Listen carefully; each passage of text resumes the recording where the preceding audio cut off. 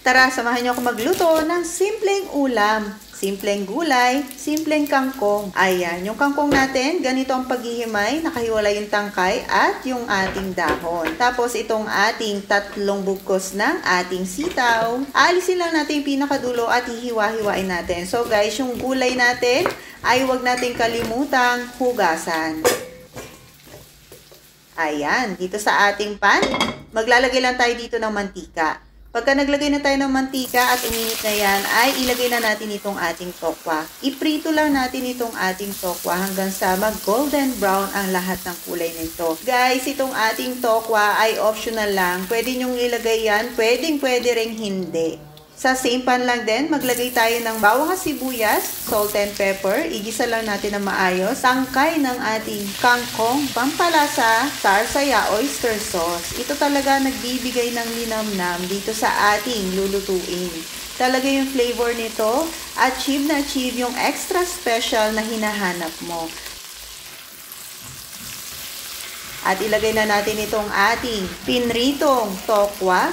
Ihuli na natin itong ating mga dahon ng kangkong. Ayan, itos lang natin. So, medyo nahirapan ako kaya gumamit ako ng tongs.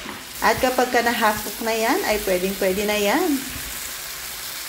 Dito sa isang pan ay maglagay lang din tayo ng ating mantika. Ilagay na natin itong ating baboy. Lagyan ng salt and pepper. Pero itong ating karne ng baboy ay optional lang. Kahit wala nyan ay pwedeng-pwede yan.